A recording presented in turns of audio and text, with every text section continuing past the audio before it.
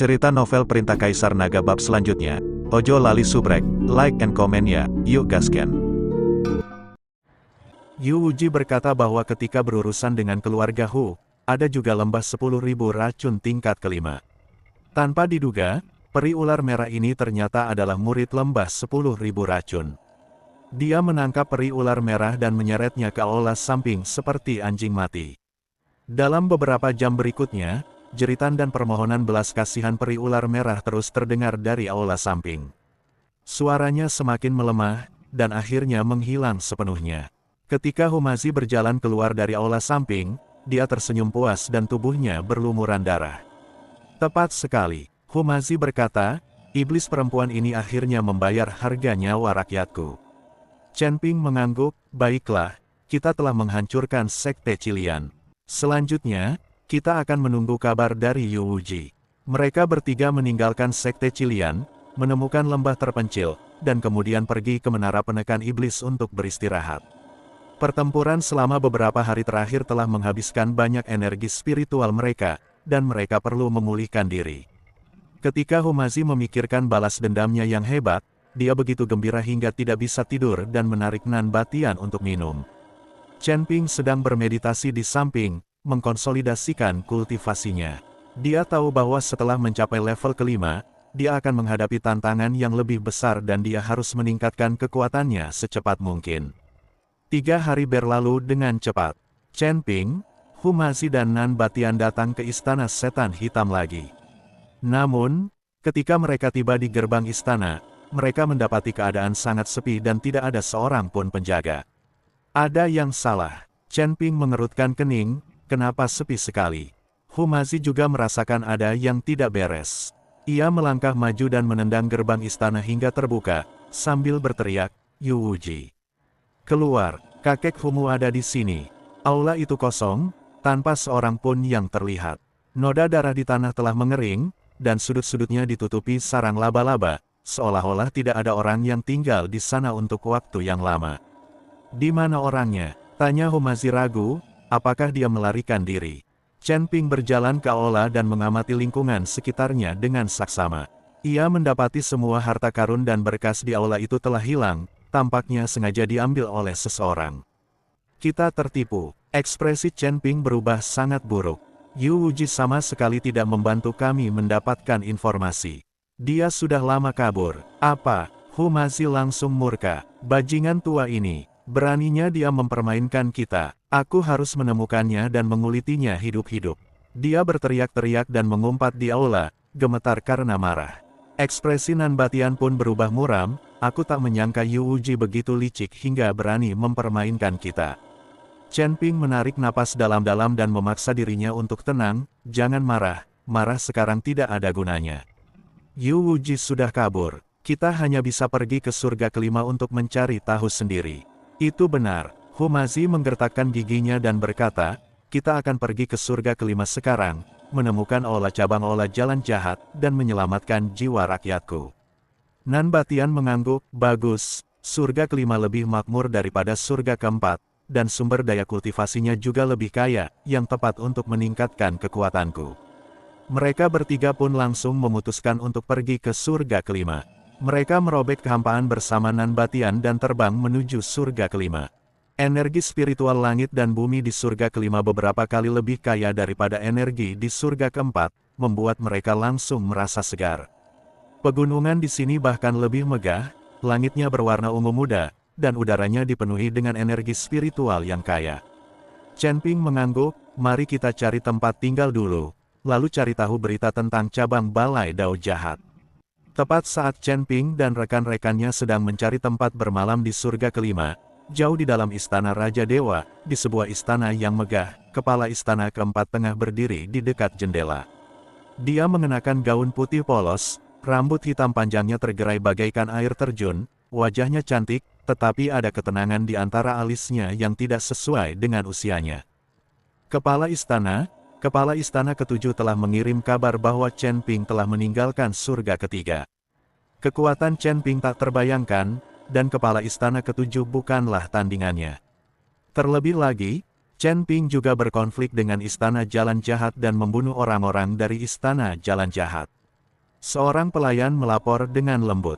Master Istana keempat berbalik, memainkan liontin giok di tangannya. Dengan sedikit kejutan di matanya, seorang dewa tingkat 5 yang tersebar bisa mengalahkan Master Istana ketujuh. Chen Ping ini variabel yang menarik. Pelayan itu membungkuk dan berkata, Kepala Istana ketujuh juga mengatakan bahwa dia telah mengikuti instruksi Kepala Istana dan tidak sepenuhnya memutuskan hubungan dengan Chen Ping. Dia hanya mengujinya sedikit. Bagus sekali. Kepala Aula keempat mengangguk. Kuil ini sudah lama dirundung masalah. Kaum konservatif itu sekelompok orang keras kepala yang hanya tahu cara bertahan dengan cara lama. Jika kita bisa mendapatkan bantuan dari orang-orang seperti ini, jalan menuju reformasi mungkin akan lebih mulus. Dia merenung sejenak, lalu berkata kepada pelayan itu, Yun Xiu, pergilah ke surga keempat sendiri. Jika Istana Dao jahat mempermalukan Chen Ping, kau bisa membantunya dengan tepat, tapi jangan terlalu menyinggung Istana Dao jahat. Kuil kita, bahkan seluruh klan dewa, sudah punya terlalu banyak musuh. Tidak mudah memprovokasi kekuatan seperti kuil jalan jahat. Kedepannya, kita juga harus belajar untuk tidak mencolok. Ketika kita tidak punya kekuatan absolut, kita selalu bertindak superior dan mudah dikalahkan. Baik, Tuan Istana, jawab pelayan bernama Yun Xiu. Kepala Istana keempat memberi instruksi, temukan Chen Ping dan katakan padanya bahwa masa lalu telah dimaafkan. Kuil bersedia berdamai dengannya. Jika dia membutuhkan sesuatu, Istana keempat akan membantunya. Mata Yun Xiu bergerak sedikit, Tuan Istana ketiga. Sudahlah, nada bicara Master Istana keempat berubah dingin, jika dia ingin mati, aku tidak akan menghentikannya, tapi jangan coba-coba menyeret seluruh kuil bersamanya. Pada saat yang sama, ada pemandangan yang sama sekali berbeda di dalam istana Master Istana ketiga. Kepala Istana ketiga mengenakan jubah emas dan wajahnya tampak menyeramkan. Setelah mendengarkan laporan bawahannya, ia menggebrak meja dan meraung, sampah. Dia bahkan tidak bisa mencapai alam abadi longgar tingkat 5. Kurasa dia seharusnya tidak lagi menjadi kepala istana ketujuh. Biksu utusan di bawah gemetar dan berbisik, kepala istana ketujuh adalah orangnya kepala istana keempat. Kepala istana keempat hanya memintanya untuk mengujinya. Kurasa orang ini tidak benar-benar bekerja keras. Sekarang Chen Ping telah meninggalkan surga ketiga, apa yang harus kita lakukan? Kepala Aula ketiga menarik napas dalam-dalam, matanya berkilat tajam, Chen Ping. Dia hanya badut, dan beraninya dia menantang keagungan kuil. Sampaikan perintahku, suruh Master Istana ke-6 dari langit ke-6 segera pimpin orang-orang untuk menemukan Chen Ping. Bunuh Chen Ping dengan cara apapun. Jika Chen Ping dibiarkan meninggalkan surga ke-6 hidup-hidup, maka posisi Master Istana ke-6 akan diwariskan kepada orang lain. Baik, biksu pembawa pesan itu mengangguk dan segera mundur. Kepala istana ketiga menatap aula kosong, dan seringai muncul di bibirnya, Kepala Istana keempat, kau ingin memenangkan hati Chen Ping. Naif sekali, variabel seperti itu harus disingkirkan secepat mungkin. Kami adalah elit klan dewa, dan kami lebih unggul dari para kultivator manusia itu. Tapi kau memilih untuk menurunkan statusmu. Jangan salahkan aku karena bersikap kasar. Kepala istana ketiga dan kepala istana keempat berselisih satu sama lain, dan masing-masing dari mereka mewakili kekuatan yang berbeda di kuil. Akan tetapi, Master Istana keempat memegang ordo Raja Ilahi di tangannya, jadi Master Istana ketiga tidak berani melakukan apa padanya. Surga kelima, di luar kota besar bernama Sword Saint City, tiga sosok perlahan mendekat. Mereka adalah Chen Ping, Humazi, dan Nan Batian. Kota suci pedang ini sungguh luar biasa. Humazi memandangi tembok kota di depannya yang tingginya 100 kaki. Rune-rune berbentuk pedang yang tak terhitung jumlahnya terukir di dinding, dan energi pedang ada di mana-mana. Ia tak bisa menahan diri untuk tidak mengaguminya. Nan Batian mengangguk dan berkata, kota suci pedang adalah tanah suci kultivasi pedang yang terkenal di surga kelima. Semua kultivator di sini mahir dalam ilmu pedang. Ada banyak master di kota ini, dan bahkan banyak kultivator pedang tingkat 7 di alam abadi bumi. Tatapan Chen Ping menyapu tembok kota, merasakan kekuatan pedang membubung tinggi ke langit, dan secercah minat melintas di matanya. Oh, mereka semua adalah kultivator pedang. Menarik. Dia sendiri ahli dalam menggunakan pedang, dan pedang pembunuh naga adalah senjata suci. Tentu saja, dia penasaran dengan kota para pembudidaya pedang seperti itu.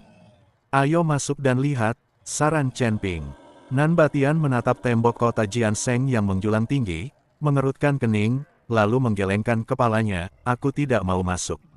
Aku akan menunggumu di luar kota. Chen Ping berhenti sejenak dan menoleh menatapnya, kenapa? Apa ada yang salah dengan kota suci pedang ini? Mata Nan Batian berkedip, menghindari tatapan Chen Ping, dan dia berkata dengan samar, tidak apa-apa, hanya saja, aku tidak terbiasa dengan aturan di kota ini. Kau bisa masuk dan mencari berita, lebih aman bagiku untuk menemuimu di luar kota. Aura di sekelilingnya tampak sedikit tegang, dan jelas itu bukan sekadar karena tidak terbiasa dengan aturan. Melihat dia tidak mau berkata lebih banyak, Chen Ping tidak mengajukan pertanyaan lebih lanjut. Setelah sekian lama bersama, ia tahu bahwa meskipun Nan Batian terlihat kasar, ia sebenarnya teliti. Karena ia memilih untuk tinggal di luar kota, ia pasti punya alasan tersendiri. Mungkin ada perselisihan di kota suci pedang di masa lalu, atau mungkin ada seseorang di kota ini yang tidak ingin ditemuinya.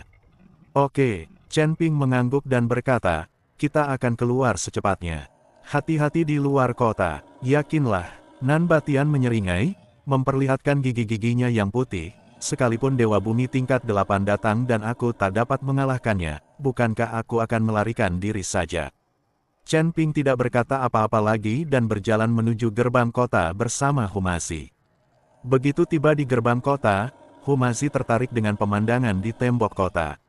Saya melihat sesosok berdiri di setiap menara panah di kedua sisi gerbang kota.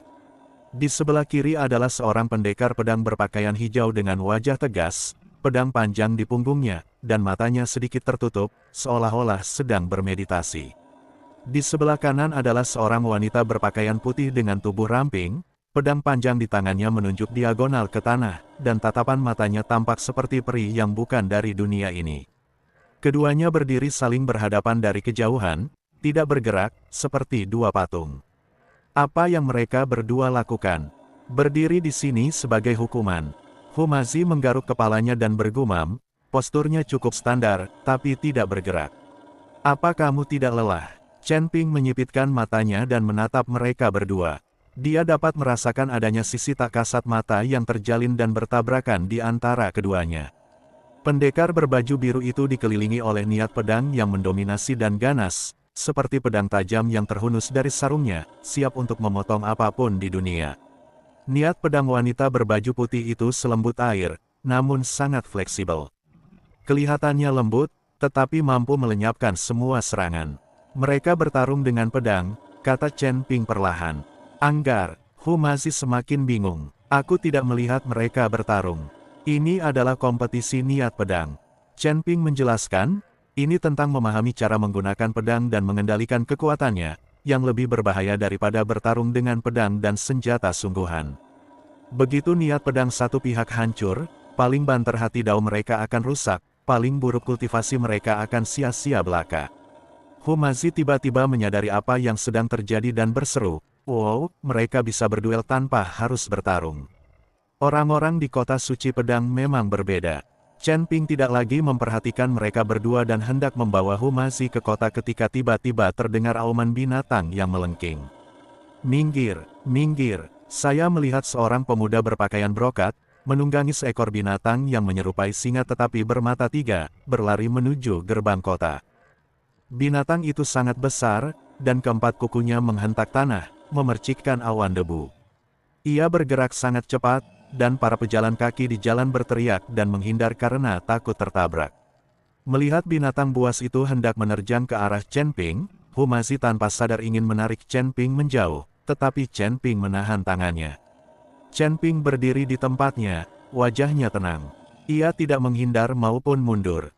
Ia hanya diam memperhatikan binatang buas dan pria berbaju brokat yang berlari ke arahnya.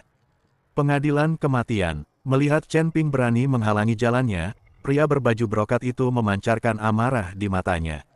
Alih-alih melambat, ia menepuk kepala binatang buas itu dan berkata, pukul dia. Binatang itu tampaknya mengerti perintah itu. Ia membuka mulutnya yang berdarah, memperlihatkan taring-taringnya yang tajam, dan bergegas menuju Chen Ping.